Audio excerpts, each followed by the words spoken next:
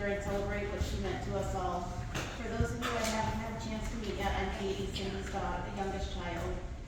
Cindy was born in Monticello, Indiana on May 12, 1957. She was the oldest of 6 kids. Her siblings were Chris, Bruce, Bernie, Denise, and Julie.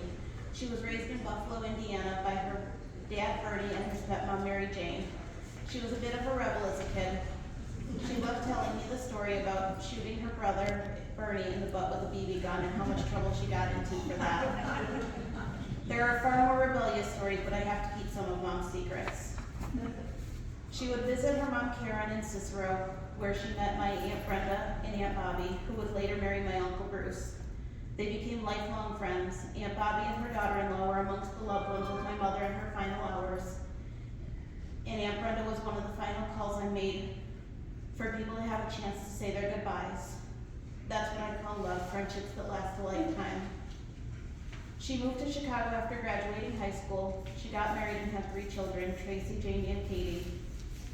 Through her time raising her family, Cindy loved to volunteer. She was very active in our church, volunteered with the food pantry, and was a Girl Scout leader for several years.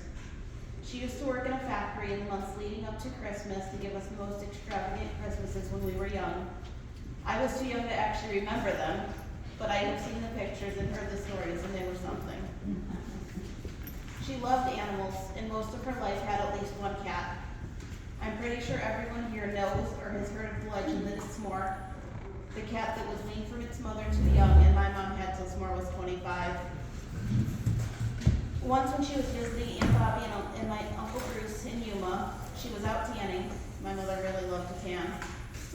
She took out her teeth, and one of the dogs took off with her teeth and ate them. My mother loved torturing her city slicker kids. I have one specific memory at the farm where I was letting a calf suck on my fingers, and my mom came up and asked me if I made a new friend. I very proudly told her I had, and she looks at me and says, "Oh good, because we're having his brother for dinner tonight." My mother thought she was hilarious. I was horrified and went vegetarian. Just till dinner, of course. That was the type of person she was, always wanting to laugh and joke about something. You're good. She wore many different professional hats. She was a crossing guard, worked in a factory. She was a CNA. She was a receptionist, a teacher's aide, and probably did a few other things that I'm forgetting. I think her job as the teacher's aide with the special ed kids at Morton West was probably the job she found most rewarding. She loved the kids she worked with, and we would volunteer with the Special Olympics through my school. She moved to Phoenix shortly after I did. Just couldn't stay away from me.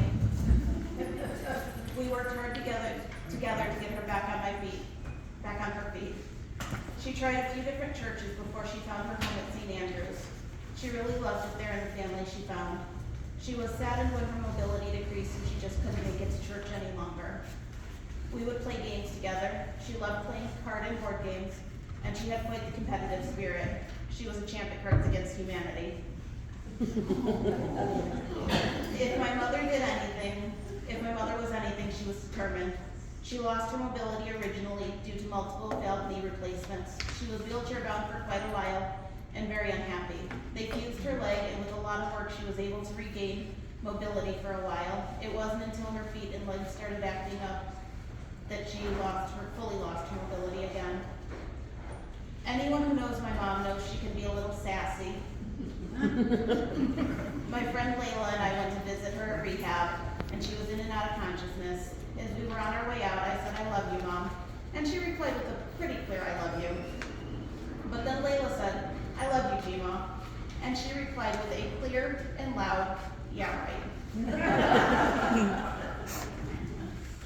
I learned through talking with the people here at Emmanuel that my mother was very loved in this community.